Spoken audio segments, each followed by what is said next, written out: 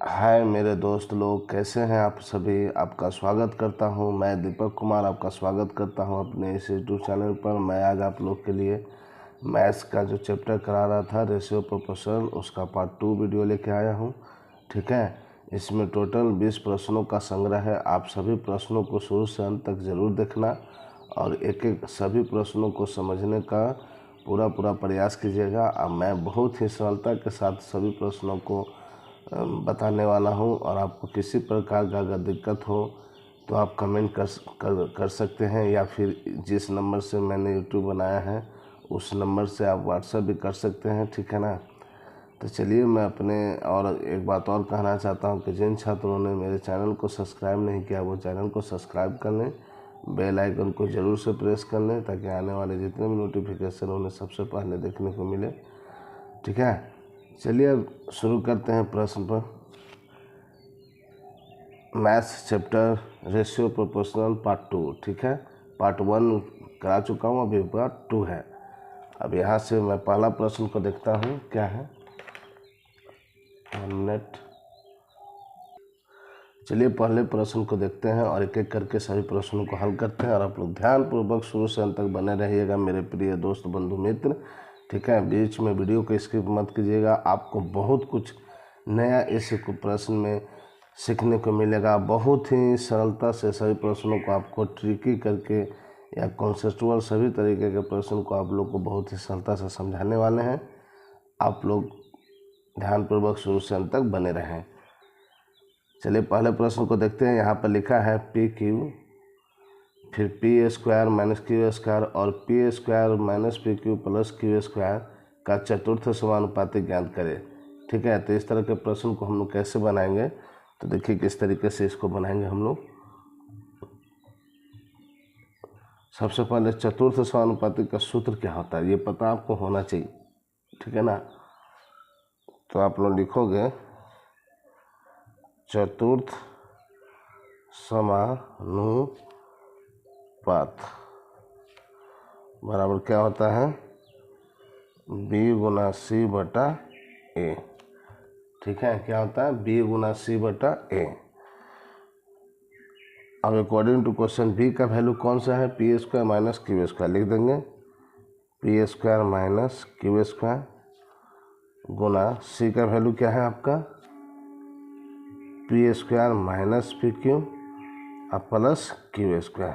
ठीक है, आप लोग एकदम शुरू से अंत तक बने रहिएगा। एक भी प्रश्न नहीं है जो आपको समझ में ना आए, ऐसा मैं होने नहीं दूंगा। ठीक है, आप लोग एकदम ध्यानपूर्वक बने रहिएगा, है ना।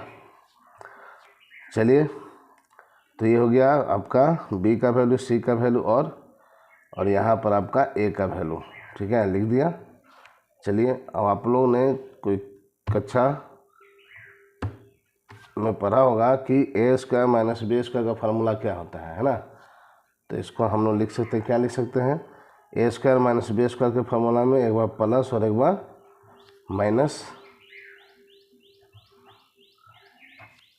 सॉरी, और ये जैसे वैसे रहेगा।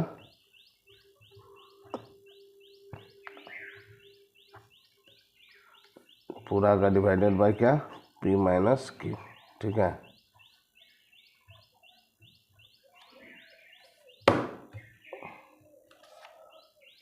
अब इस तरीके से इसको काट दिए, दोनों सेम था, कट गया। क्या बच गया आपका, p plus Q P square minus p q plus q square. ठीक है, तो ये किसका फार्मूला है, ये भी किसी का फार्मूला है। तो किसका है, ये है पी क्यू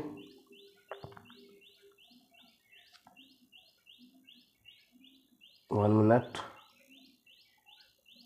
फिर आपका फार्मूला है p q plus Q Q का। ठीक है, और ये इस प्रश्न का आंसर हो गया।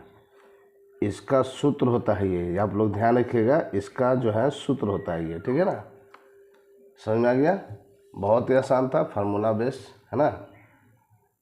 ऐसे प्रश्न आते हैं तो बहुत ही बच्चों लोग को कन्फ्यूजन होता है कि किस तरीके से बनाएं, तो हम आपके सामने बहुत ही बेहतर तरीके से आपको समझा दिया। चलिए अगले प्रश्न को देखते हैं हम लोग। देखिए दूसरा नंबर प्रश्न क्या बोल रहा है कि x माइनस वाई का होल स्क्वायर और X square minus Y square का होल स्क्वायर का तृतीय समानुपाती ज्ञात करें। ठीक है, तो इस तरह के जब प्रश्न आए तो इसका भी एक सूत्र होता है, आप लोग देखें और सूत्र पर आसानी तरीके से बना दीजिएगा आप लोग, है ना। तृतीय लिखेंगे, तृतीय समानुपात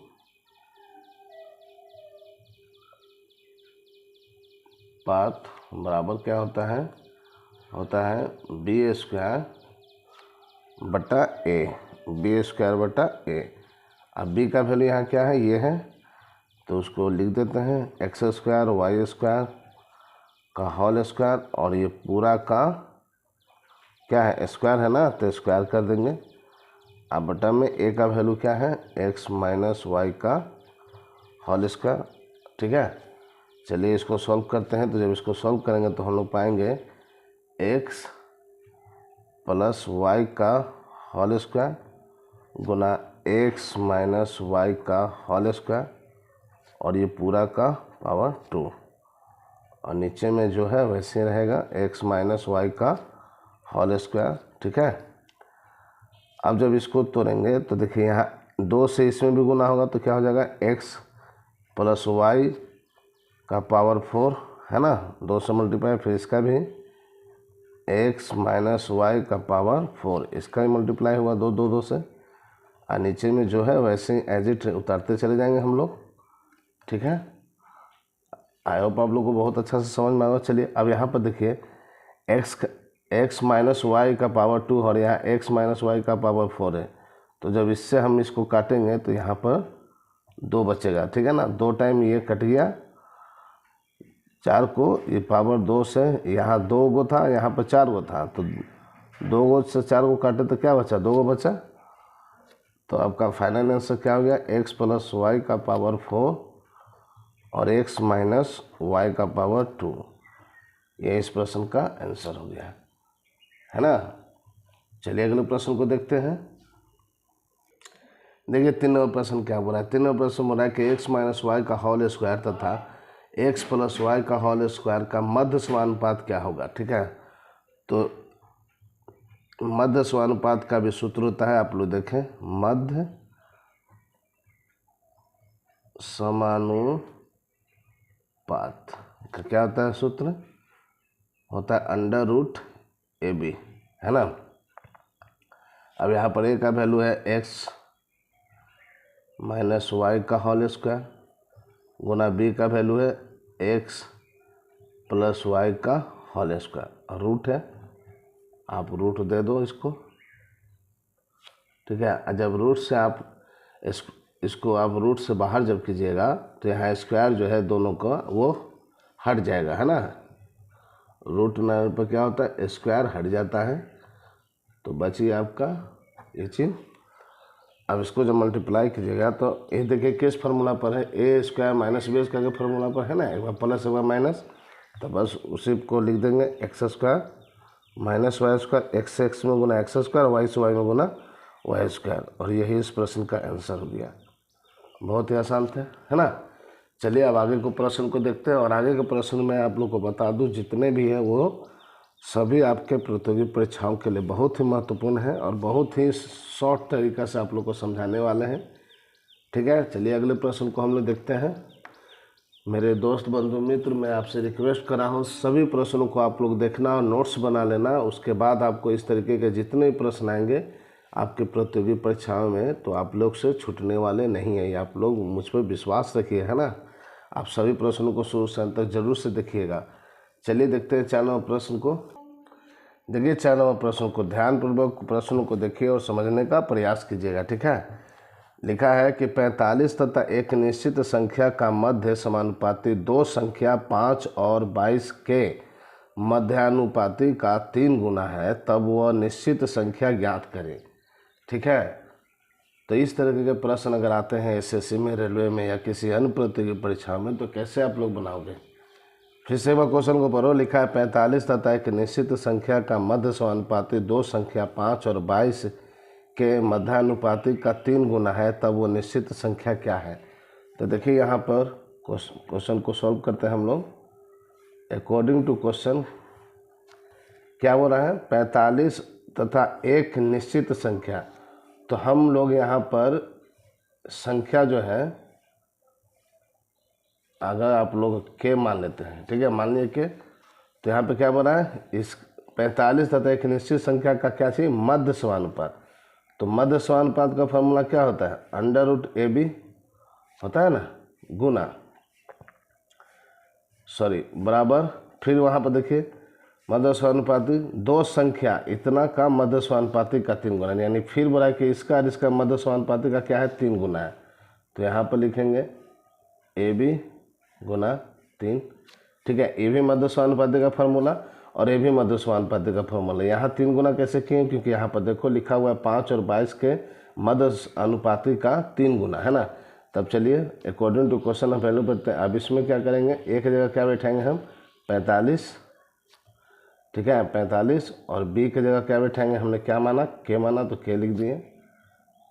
और इसको इसके एक जगह क्या बनाएंगे 5, और बी की जगह क्या बन लिखेंगे 22, और इसका गुना 3, ठीक है। अब इसको सॉल्व करते हैं हम लोग। तो आप एक काम करोगे, आप दोनों तरफ स्क्वायर कर दीजिए, ठीक है, दोनों तरफ आप वर्ग कर दोगे तो पाओगे आप, वर्ग करने से क्या होता है, रूट हट जाता है। ये तो आप लोग भली बातें जानते होंगे, गुना के, ठीक है, हो गया बराबर, यहाँ पर 5 गुना 22 और 3 का स्क्वायर हो गया 9, ठीक है। अब इसको जब सॉल्व करेंगे तो इससे देखिए 5 से 45 कटेगा 9 बार में, और 9 से 9 कट गया, यानी के का मान कितना आ गया 22, ठीक है ना। के का मान कितना आ गया 22 आपका, और ये इस प्रश्न का क्या हो गया, आंसर हो गया। ये इस प्रश्न का क्या हो गया, आंसर, ठीक है। तो ये कुछ अलग प्रश्न थे, है ना। क्या किए, क्वेश्चन के अकॉर्डिंग हम लोग पढ़ा, ठीक है। संख्या एक मान लिए के, और फार्मूला होता है ये मध्य समानुपाती का √AB, और यहाँ भी मध्य समानुपाती का √AB लिखे, पर यहाँ पे क्या बोला 3 गुना है तो 3 से गुना की, और सभी का मान हमने पुट कर दिया और सॉल्व कर दिया, ठीक है ना। चलिए अगले प्रश्न को देखते हैं। चलिए इस प्रश्न को देखते हैं। 5 नंबर कैसे बनता है, लिखा है 14, 36, 20 और 54 के प्रत्येक पद में कम से कम क्या घटाया जाए ताकि वे समानुपाती हो जाए, है ना। इस तरह के प्रश्न आप क्लास कक्षा 10 में भी बनाए होंगे या 9 में, है ना, पर वहाँ पर आप लोग इसको बहुत ही विस्तार में सीखे होंगे। पर मैं आपको यहाँ पर थोड़ा लॉजिकल और ट्रिकी सिखाता हूँ, किस तरीके से आसानी से इस तरह के प्रश्न को हम लोग बनाते हैं, ठीक है। तो देखिए इसका सलूशन, क्वेश्चन में याद रखिएगा, कभी देगा घटाने और कभी बोलेगा जोड़ने, तो दोनों का एक ही, दोनों का जो रूल है देखिए। चलिए इस प्रश्न का देखिए कैसे सलूशन होगा। फर्स्ट ऑफ ऑल क्या करेंगे, हम लोग लिखेंगे 14 लिखा है 14 लिखें, फिर 36 है 36 लिख दिए, फिर यहाँ पर 20 है, और यहाँ पर क्या है 54, ठीक है।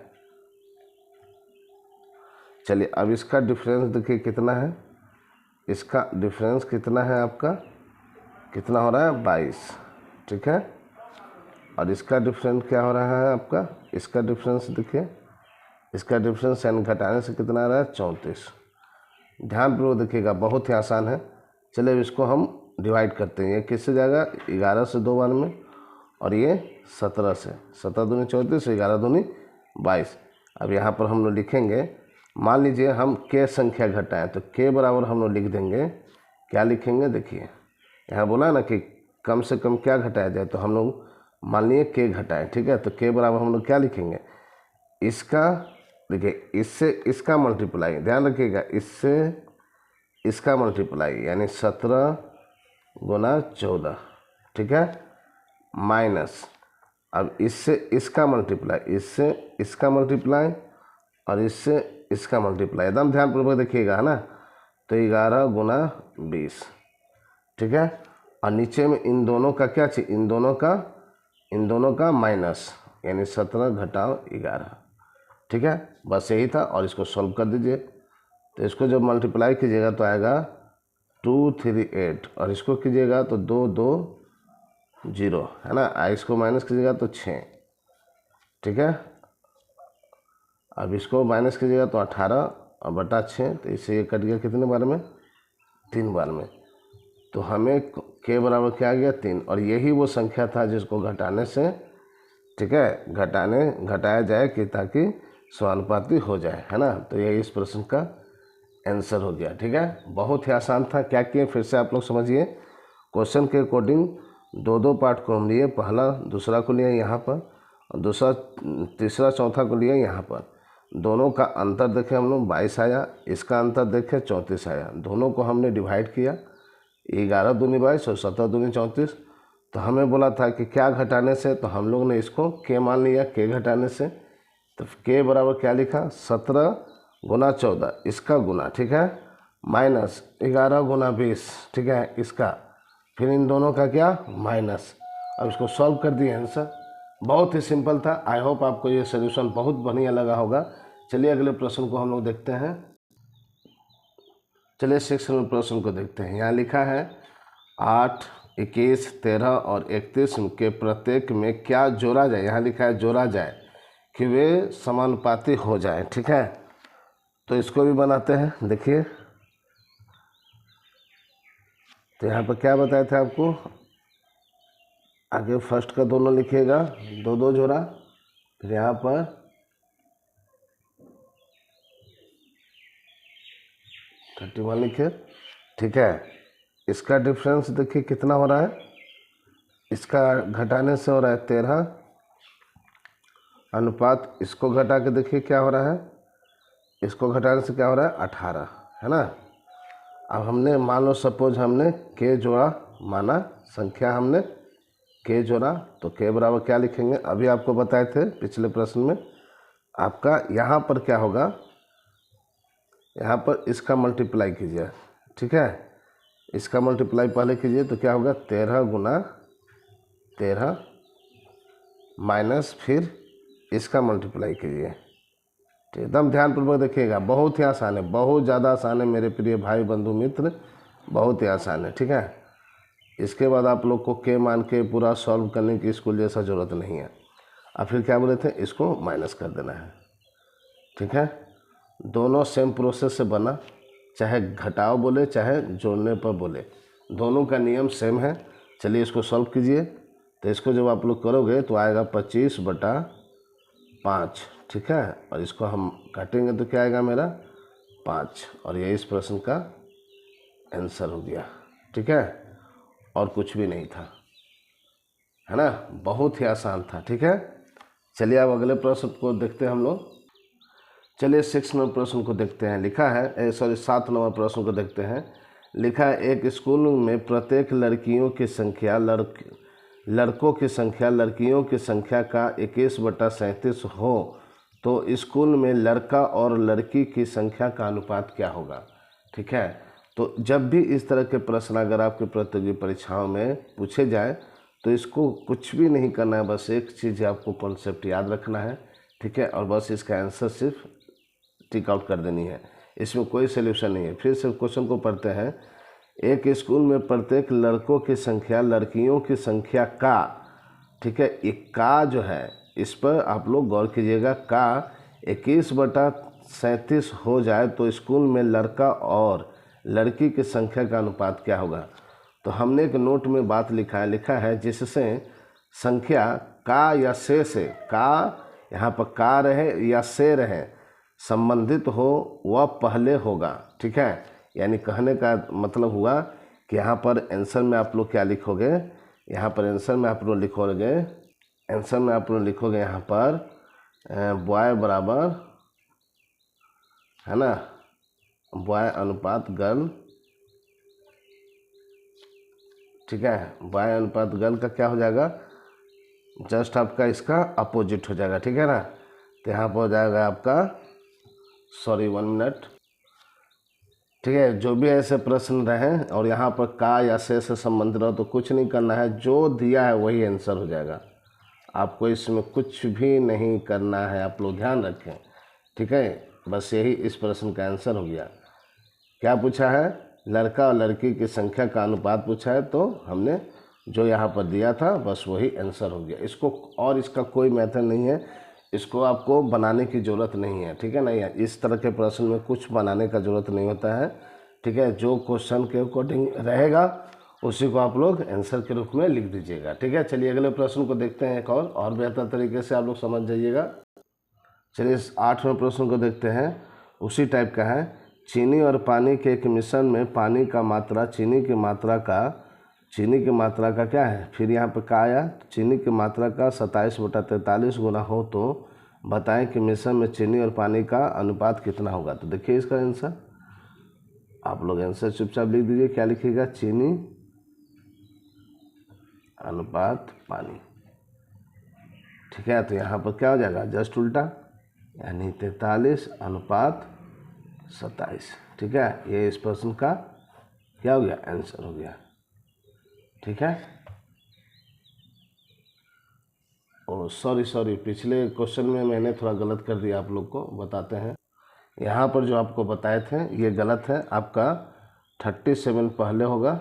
ठीक है, जस्ट उल्टा कर देना है और 21 यहाँ पर होगा। ठीक है, याद रखिएगा। इस तरह के जब भी प्रश्न पूछे जाए, बस जो दिया रहेगा आपको उलट के आपको लिखना है, 37 पहले और फिर 21 अनुपात में, बस आंसर।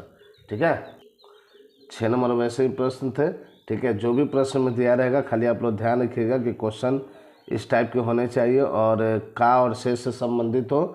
तो आप लोग क्या करोगे, नीचे वाला रेशियो पहले और ऊपर वाला फिर बाद में। ठीक है, तो ये अनुपात आपका आंसर हो गया और इसमें कोई मेथड नहीं है, कुछ भी बनाने की ज़रूरत नहीं है, आप लोग ध्यान रखिएगा। ठीक है ना, चलिए अगले प्रश्न को देखते हैं हम लोग। चलिए आप लोग 9 नंबर प्रश्न को देखें। ठीक है, सभी प्रश्न जो है एसएससी के एग्ज़ाम में, रेलवे के एग्ज़ाम में एवं अन्य प्रतियोगी परीक्षाओं में पूछे गए हैं और ठीक है, उन्हीं पर आधारित प्रश्नों का मैं संग्रह लेके आया हूँ। इसलिए आप लोग ध्यानपूर्वक समझिए एक एक प्रश्न को, और फिर बोलता हूँ आप लोग सभी प्रश्नों को ज़रूर से ज़रूर देखिएगा। ठीक है, 9 नंबर प्रश्न कराए, लिखा ए तथा बी मिलकर एक कार्य का 11/19 भाग कर सकते हैं। उतने ही समय में बी तथा सी उसी कार्य का 14/19 भाग कर सकते हैं। तो तदनुसार ए बी सी के कार्य करने का अनुपात क्या होगा। ठीक है, तो इस तरह के प्रश्न को हम लोग कैसे बनाएंगे, देखिए। कभी भी कोई भी मैथ्स आप लोग अगर बना रहे हो तो आप प्रश्नों को ध्यानपूर्वक पढ़ने के बाद ही बनाइएगा। ठीक है ना, बहुत सारे छात्र होते हैं जो हर बारी में पढ़ते हैं और क्वेश्चन कुछ और रहता है और बना कुछ और देते हैं, और उसी टाइप का ऑप्शन भी रहता है और टिक आउट करके आ जाते हैं, और वो उनके लिए बहुत ही माइनस में लेके चला जाता है, निगेटिव है ना, गलत हो जाता है वो। तो इस बात का ध्यान रखते हुए आप लोग प्रश्नों को हल कीजिएगा। ठीक है, तो क्वेश्चन को पढ़ें और फिर देखिए, फिर से एक बार पढ़ देते हैं आपके लिए। ए तथा बी मिलकर के कार्य का 11/19 भाग कर सकते हैं। उतने ही समय में बी तथा सी उसी कार्य का 14/19 भाग कर सकते हैं। तदनुसार ए बी सी कार्य के करने का अनुपात क्या होगा। तो अकॉर्डिंग टू क्वेश्चन हम लोग यहाँ पर लिखेंगे ए प्लस बी, ठीक है, अनुपात सी, और यहाँ पर लिखेंगे बी प्लस सी अनुपात ए। ठीक है, अब ए प्लस बी कितना में करे आपका, 11 में, है ना, अनुपात सी कितना में करेगा, तो 19 माइनस 11।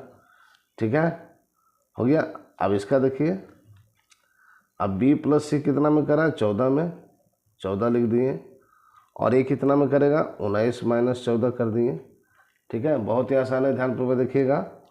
ठीक है, अब इसको जब माइनस करोगे तो 11 अनुपात कितना आएगा, 8, और इसको जब कीजिएगा तो 14 अनुपात कितना आएगा, 5। ठीक है, अब यहाँ पर देखो आप, तो यहाँ पर आप लोग देखो ए अनुपात बी अनुपात सी, तो सी का कितना है आपका, सी का है आपका, सी के क्या लिखेंगे आप लोग, सी का कितना है, 8 है, 8 लिख दिए।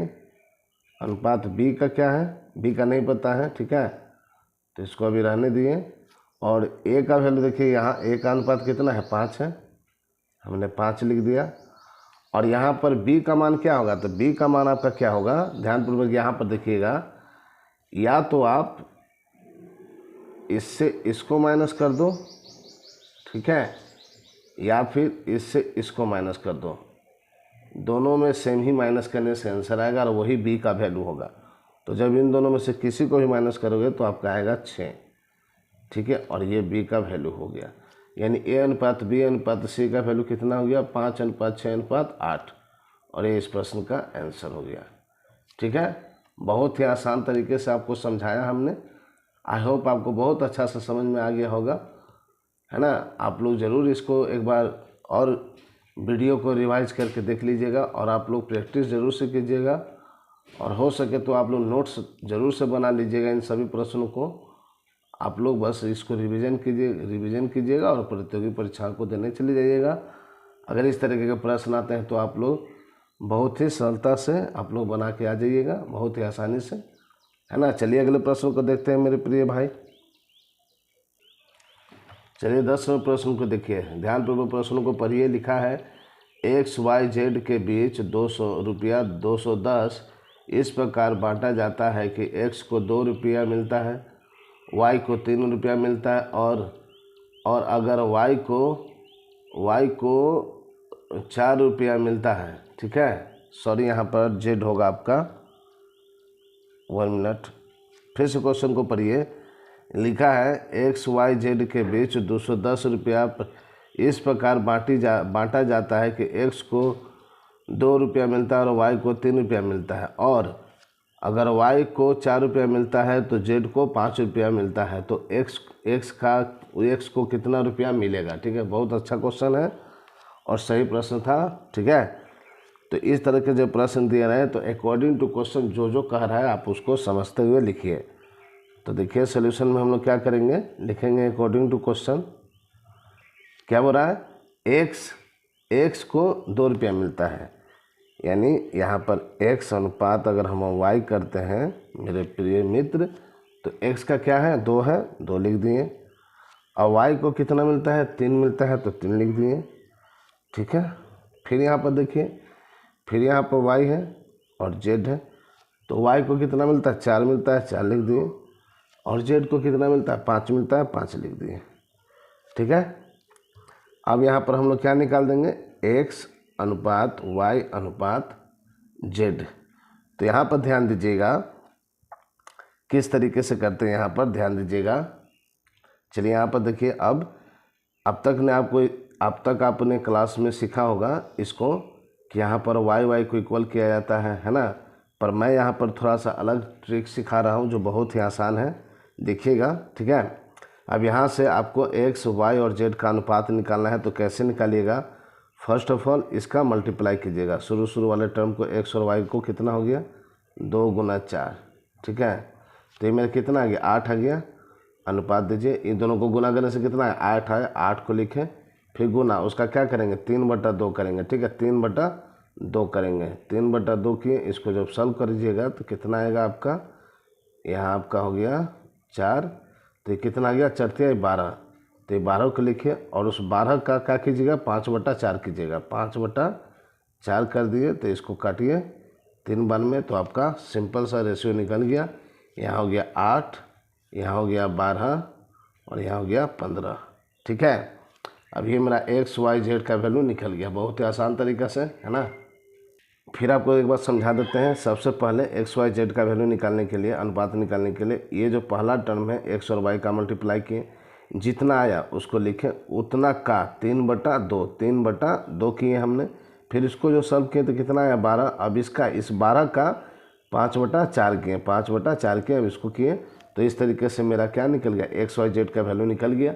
अब मुझे प्रश्न में पूछा क्या है, X का वैल्यू क्या होगा जब रुपया कितना है 210 रुपया है, तो यहाँ पर लिखेंगे X बराबर 210 गुना, अब X का कितना है 8 है, 8 लिख दिए, और इस सभी का योग आप लोग तो सीखे होंगे, है ना। इस सभी का योग कितना हो गया आपका 35।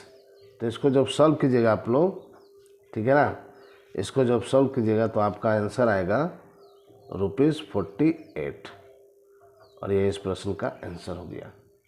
ठीक है, अगर Y का पूछता तो ये लिख के करते हैं, Z का पूछता तो ये लिख के करते हैं, है ना। चलिए अगले प्रश्न को देखते हैं। आई होप आपको ये प्रश्न बहुत बढ़िया और अच्छे से समझ में आ गया होगा। चलिए अगले प्रश्न को देखते हैं हम लोग। चलिए 11 नंबर प्रश्न को देखते हैं। बहुत मेहनत से मैंने आप लोग के लिए प्रश्न का संग्रह किया है मेरे भाई बहन बंधु मित्र दोस्त, इसलिए आप लोग महत्व दीजिएगा, ठीक है ना, और आप लोग ईमानदारी से पढ़िए, ठीक है, क्योंकि हर इंसान, हर स्टूडेंट, हर छात्र का सपना है कि मैं भी जीवन में कुछ ऐसा करूं जिससे अपने माँ पिता का नाम रोशन हो, मेरा खुद का एक पहचान बने। ठीक है ना। तो आप लोग का बस सहयोग करने आया हूँ मेरे दोस्त, बंधु, मित्र। आप लोग मेरे अपने इस छोटे बड़े भाई का सपोर्ट कीजिए। अगर सर मानते हैं तो सर का सपोर्ट कीजिए। ठीक है ना। मैं भले ही इन हैंड प्रश्नों को करा रहा हूँ लिख के, बट इतना याद रखिए, जो भी प्रश्न मैं आप लोग के लिए लाता हूँ, जो भी वीडियो बनाता हूँ, ठीक है ना, वो सभी आपके लिए बहुत ही लाभकारी साबित होंगे आपके प्रतियोगी परीक्षा के लिए। ठीक है ना। आप लोग खुद समझदार हो, आप लोग प्रश्नों को देखें, आप लोग सल्यूशन को देखो, आप लोग को खुद रियलाइज होता होगा कि नहीं, ये जो बड़े भाई हैं या सर हैं, ये मेरे हित के लिए बोल रहे हैं, मेरे भले के लिए बोल रहे हैं, और करा भी रहे हैं वैसे प्रश्न जो अभी प्रतियोगी परीक्षा में पूछे जाते हैं, और वो भी कितना ट्रिकी और साधारण तरीके से समझा रहे हैं। तो इस बात को आप लोग नज़रअंदाज नहीं कीजिएगा। ठीक है ना। तो आप लोग को करना क्या है मेरे प्रिय दोस्त, आप लोग को चैनल को सब्सक्राइब कर लेना है, और आगे भी जो भी दोस्त बंधु मित्र उन्हें शेयर कीजिए इस तरह के वीडियो को, मेरे वीडियो को, और उन्हें भी बताइए, है ना। ठीक है ना। कोई भी इंसान कभी किसी का बुरा नहीं चाहता है ना। तो मैं एक शिक्षक के रूप में आपके सामने आया हूँ, एक दोस्त, बड़े भाई के रूप में, तो आप लोग का भला ही चाहता हूँ मेरे प्रिय भाई बंधु। ठीक है ना। तो आप लोग सपोर्ट कीजिएगा मुझे, मैं और बेहतर करूँगा आप लोग के लिए। चलिए 11वें प्रश्न को देखते हैं। लिखा है 581 रुपया को 3 भागों में इस प्रकार बांटा जाए कि पहले भाग का 4 गुना, दूसरे भाग का 5 गुना, तीसरे भाग का 7 गुना आपस में बराबर हो, तो पहला भाग क्या होगा। ठीक है। तो यहाँ पर लिखा है पहले भाग का 4 गुना। तो सॉल्यूशन में अकॉर्डिंग टू क्वेश्चन हम लोग लिखेंगे पहले भाग का 4 गुना, यानी पहला भाग अगर हम लोग 1 मानते तो 1 का कितना हो गया, 4 गुना। दूसरा भाग का क्या है, दूसरा भाग का आपका है क्या है, 5 गुना। ठीक है ना। बराबर तीसरा भाग का क्या है आपका, तीसरा भाग का है 7 गुना। ठीक है। तो यहाँ से आप लोग 1:2:3, इन तीनों का अगर अनुपात निकालते हैं तो हम आप लोग को पिछले क्लास में जो पहला वीडियो है उसमें हमने बता चुका है कि जिन भाइयों ने, इसीलिए मैं बोलता हूँ जिन भाइयों ने अभी तक चैनल को सब्सक्राइब नहीं किया, सब्सक्राइब कर लें, और पीछे जो भी वीडियो मैं बनाया हूँ उसे आप देखो, इसका पार्ट 1, और आपको ये बहुत अच्छा से और भी समझ में आएगा। क्योंकि मैं अभी टारगेट लिया हूँ रेशियो प्रोपोर्शन का पूरा चैप्टर को ख़त्म करने का।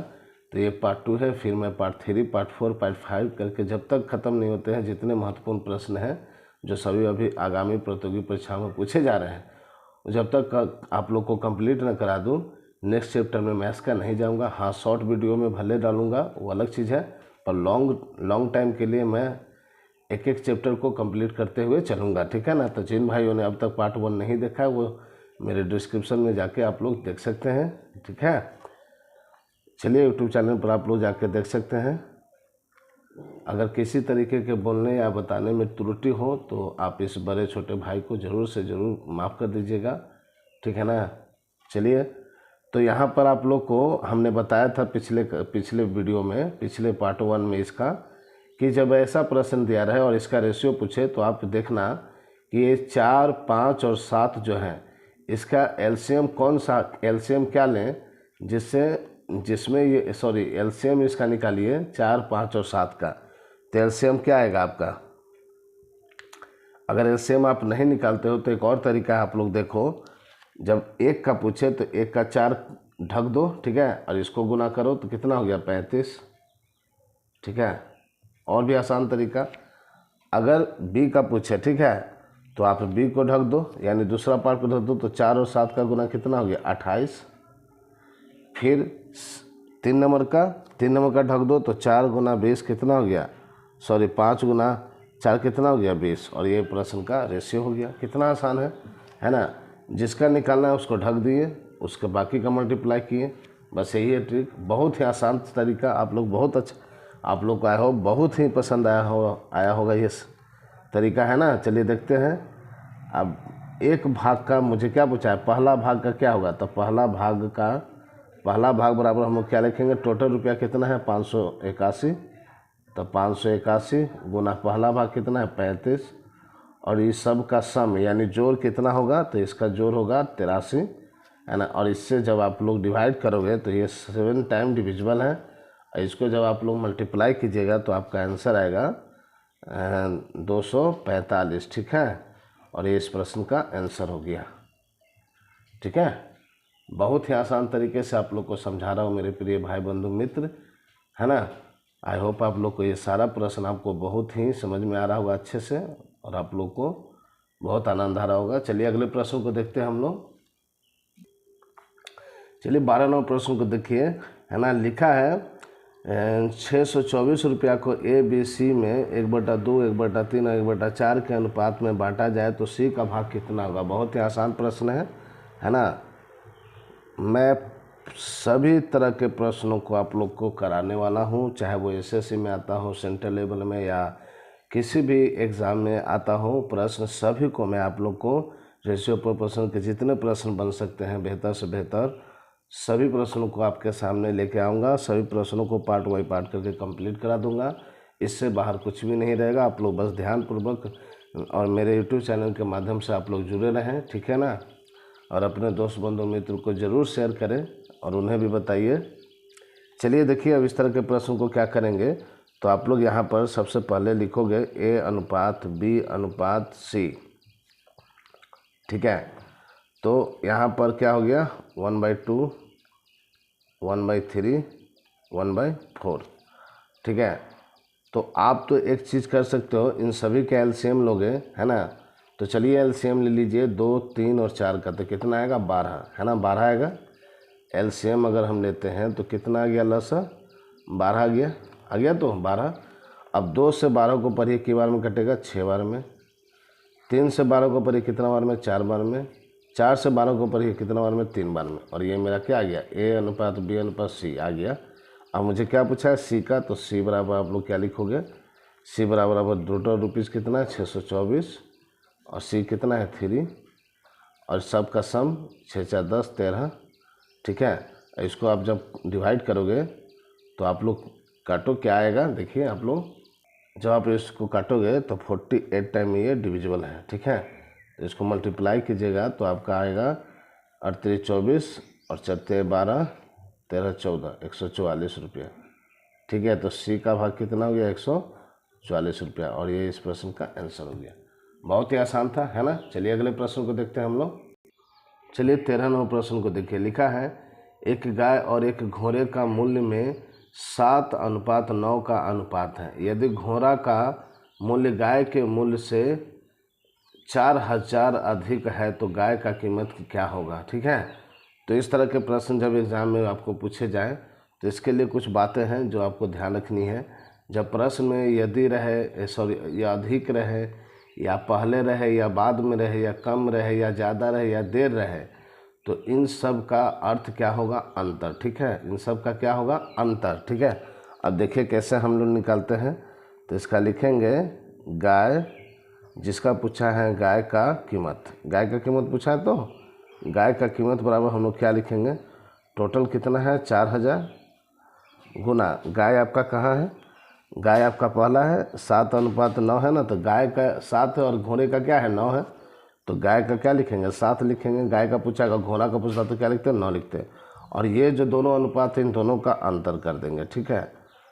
चलिए अब इसको सॉल्व कर दीजिए, बहुत ही आसान है ना। इससे आसान क्या होता है, अब इसको काटिए तो 2 बार में कट जाएगा, यानी आपका कितना हो गया 1400 रुपया, है ना। 14,000 आपका हो गया किसका, गाय का कीमत। गाय का कीमत कितना हो गया 14,000 रुपया, ठीक है। तो बहुत ही आसान था, कुछ नहीं करना था, है ना। चलिए अगले प्रश्न को हम लोग देखते हैं।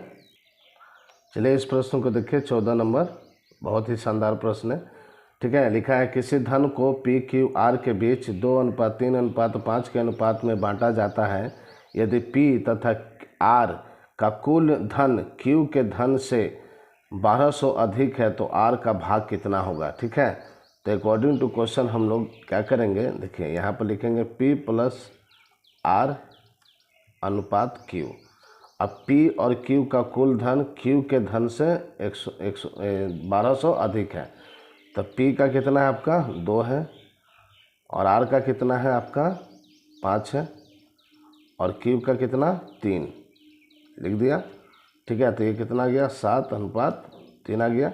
अब मुझे क्वेश्चन में क्या पूछा, आर का, तो आर का भाग बराबर हम लोग क्या लिखेंगे, देखिए आर का भाग बराबर लिखेंगे हम लोग, टोटल कितना है रुपया 1200 गुना 1200 गुना किसका पूछा है, आर का पूछा है ना। आर का, तो आर का कितना यहाँ पर 5 है, 5 लिख दिए, डिवाइडेड बाय इन दोनों का माइनस, ठीक है, इन दोनों का माइनस, सॉरी 7 - 3, ठीक है। अब इसको सॉल्व कीजिए, तो यहाँ पर जब इसको माइनस करोगे तो क्या आएगा 4 आएगा, और 4 से ही कट जाएगा 12, कितने बार में 3 बार में, यानी 300 बार में। और इसको गुना कीजिएगा तो कितना आएगा ₹1500, ठीक है। और यही इस प्रश्न का उत्तर हो गया, है ना। बहुत ही आसान था, ठीक है। क्वेश्चन को ध्यानपूर्वक मेरे मित्र पढ़िएगा, उसके बाद ही आप क्वेश्चन को सॉल्व कीजिएगा, ठीक है ना। ये अगर जिन छात्रों को नहीं आता उनके लिए नया क्वेश्चन होगा, और वो लोग इसे ज़रूर से ज़रूर नोट कर लें अपने नोट कॉपी में, ठीक है ना। चलिए अगले प्रश्न को देखते हैं। देखिए 15वां प्रश्न क्या कर रहा है, बोल रहा है कि एक कॉलेज में लड़के और लड़कियों 8:5 अनुपात में है। यदि लड़कियों की संख्या 160 हो तो कॉलेज में कुल कितने विद्यार्थी हैं, ठीक है। यानी बोल रहा है कि लड़के और लड़कियों का अनुपात 8:5 दिया है, और लड़कियों की कुल संख्या दिया है 160, तो कॉलेज में टोटल कितने छात्र थे ये बताना है।